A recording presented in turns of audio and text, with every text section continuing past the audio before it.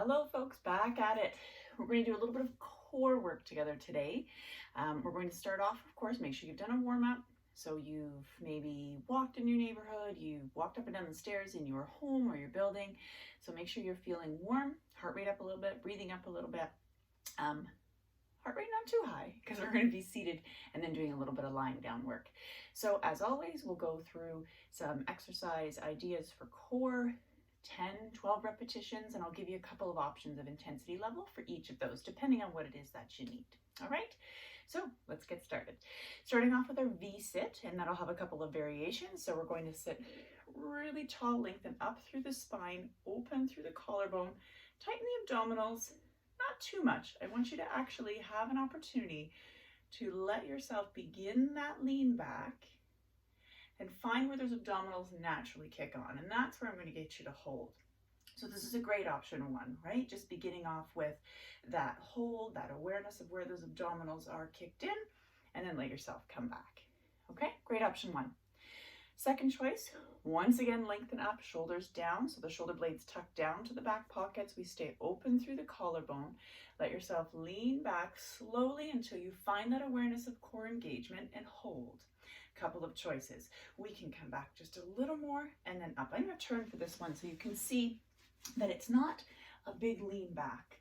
It is moving until you feel that core engagement and hold, and then perhaps just an extra little back and lift, back and lift, and feel that extra little bit of engagement through the abdominals. So let's try 4 more to go here. 3, 2. Now let's hold in a position that you can manage with a great tall spine, so none of that. Great tall spine. And let's start to add a little bit of low body movement. So let's extend up, lower down. Extend up, low down. So another option for core, or I should say for your V-sit. Intensity. 3, 2, and last, and then come on up. So let's flip it around here. Take yourself down into a lying position. Very first thing you're going to do is let the shoulder blades just relax and connect in with the mat, back of the shoulder as well. So let's move into a dead bug variation. So many folks, especially if I've worked with you before, you've done lots of dead bugs. Let's start off though. Take those arms up, anchor the shoulder blades to the mat, tighten the abdominals, pull the pelvic floor in. Let's begin with one leg. Have a little peek, see, oh, I'm going to change legs so I don't kick my little entertainment center there. And let's go ahead and lengthen and then return. So watching that you stay quite neutral, engaged but neutral through the low back. So if there's any rib cage pop up here, we want to take that back down to your just neutral position.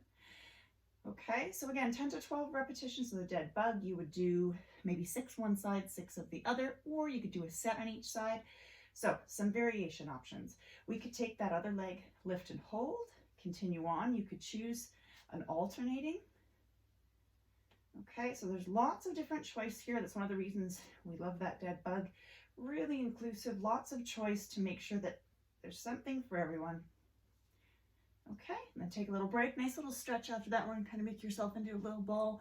Let that low back kind of massage into the mat. All right, we're going to alternate seated and, I should say, not seated. We're going to alternate lying down face up with face down, just so that we can take ourselves from, when we get into that prone position, sometimes it can be a little tough on those wrists. So we'll go back and forth between prone and supine just to make sure that we're giving the wrist a little break. So the very first thing we're going to do in this position, flip on over, let yourself lie all the way down.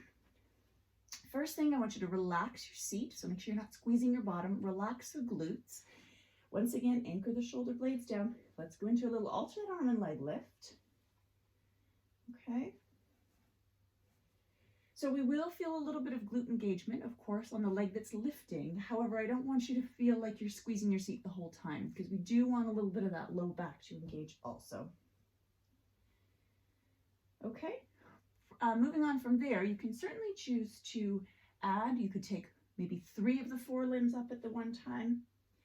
But your low back is really the boss in this one, right? So that if you're finding that the low back is uncomfortable, take out some of those limbs, right? So we go back to maybe 1 arm, 1 leg. You can go to all 4, again, as long as the low back is giving you permission to do that. So let's take that up into an all four position.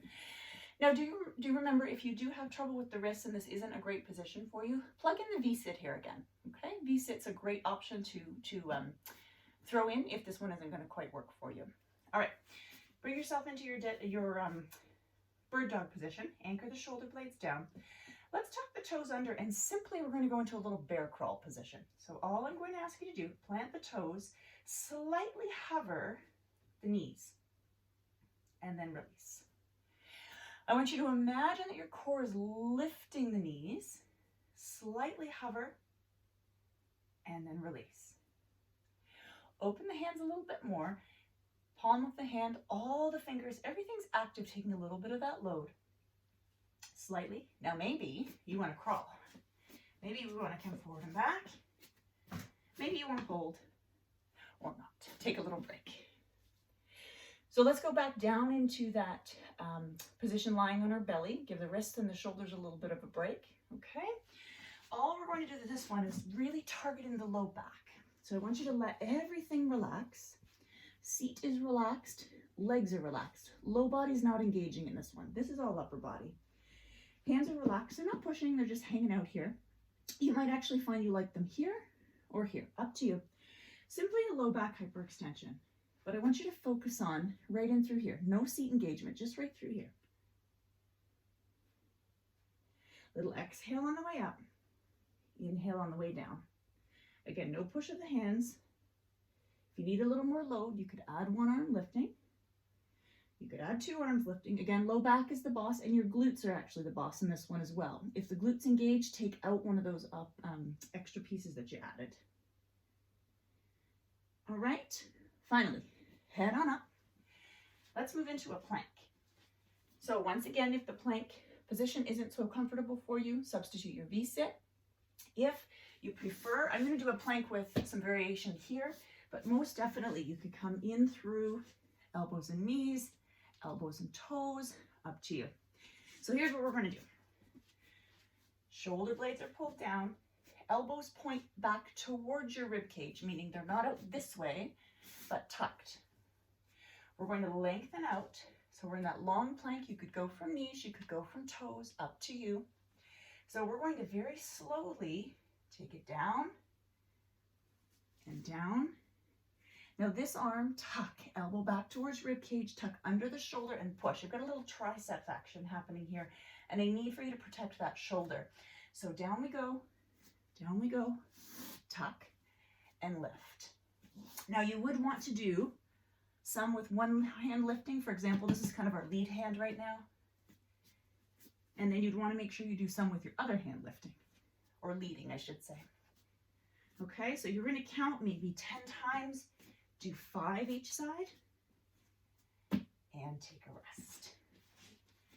All right, some core ideas for you. You could easily plug that in after the low body or the upper body workout that we have already done. And pretty soon, coming back at you with a boot camp workout. Have a great day.